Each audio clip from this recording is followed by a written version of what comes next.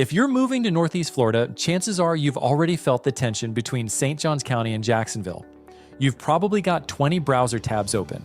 You're bouncing between school ratings, home prices, and Google Street View, trying to picture what life would actually feel like. And here's the thing, both areas are great, but they're totally different. And if you don't understand those differences before you move, you might end up somewhere that doesn't really fit your family's season of life. So in this video, we're going to break it all down: space, schools, cost of living, commute, and lifestyle.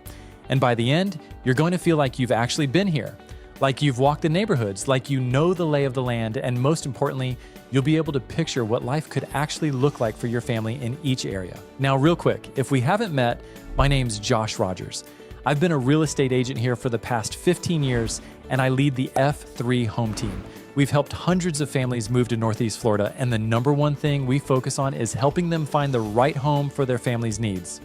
Not just the right budget, but the right schools, layout, neighborhood vibe, commute time, lifestyle, and more often than not, it all starts with a simple text. So if you're in that "we're thinking about it" stage, just shoot me a message and we'll start the conversation. Let's dive in. Let's start with space and home layout. If you've got a growing family or just want some elbow room, this part matters. In St. Johns County, most of the homes are in newer master-planned communities like Nocatee, Rivertown, Silverleaf, and Beacon Lake. That means newer builds, open floor plans, and often more square footage for your dollar, especially when it comes to bedrooms, bonus rooms, and outdoor living spaces. Lot sizes can vary depending on the neighborhood, but there's a lot more opportunity here for things like 3-car garages, extended lanais, and even preserve or pond views. Jacksonville is more of a mixed bag. You've got older neighborhoods like San Marco or Riverside with charm and character, but smaller lots and less open floor plans. Then you've got newer areas like E-Town or Bartram Park that offer more modern homes, but typically on tighter lots. You'll still find great options here, but space tends to come at more of a premium. So if a newer home with a little more breathing room is important to your day-to-day lifestyle, St. John's is where most families find the right fit. Now let's shift gears and talk about something that's usually at the top of every parent's list: schools. St. Johns County is home to top-ranked public school district in Florida, and it has been for years. That includes elementary, middle, and high schools. Whether you're focused on test scores, extracurriculars, sports, or graduation rates, this district delivers across the board, and many of the schools are located right inside those master-planned communities, so your kids are close by and surrounded by other families. In Jacksonville, schools fall under Duval County Public Schools. There are definitely bright spots, magnet schools, A-rated pockets in places like Mandarin, Southside, and the beaches, but the district overall is more hit or miss. If schools are a key priority, you'll want to be extremely strategic about where you land. So if you're making this move with school-age kids and want that peace of mind that comes with high-ranking schools across the board, St. John's is usually the safer, more predictable option. But that brings up the next big question for most families: what does it actually cost to live in each area? Let's break down cost of living. This one always comes up. Is St. Johns County more expensive? Yes and no. If you're just looking at median home prices, Jacksonville is lower. You can find homes in the mid-300s, especially if you're open to older homes or areas farther from downtown. That's attractive if you're trying to get in at a lower price point or want to be closer to the urban core. St. Johns County, on the other hand, has a higher median, closer to the $550,000 to $600,000 range.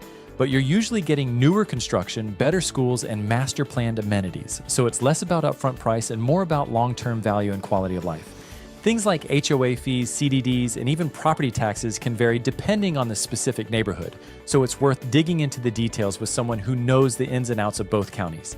And speaking of details, if you're trying to figure out what this move would actually look like, the easiest place to start is by connecting with people who've already done it.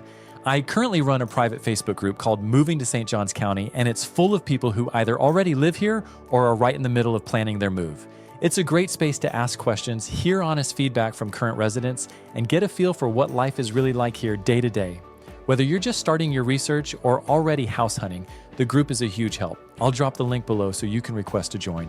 Now let's talk about something that often gets overlooked, but impacts your lifestyle more than you think: commute and traffic. Now let's look at commute and traffic. If you're working downtown or anywhere in Jacksonville, this is going to affect your day-to-day life. In Jacksonville, traffic varies a lot depending on where you live.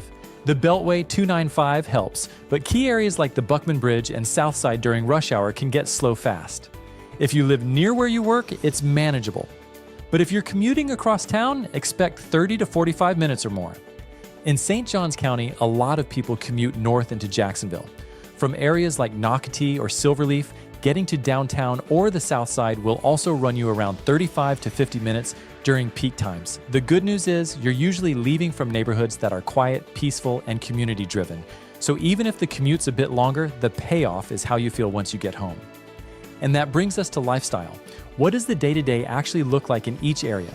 Jacksonville has the variety. You've got everything from the Jaguars and downtown nightlife to weekly art walks, breweries, concerts, and beach town energy. It's fast-paced and full of options.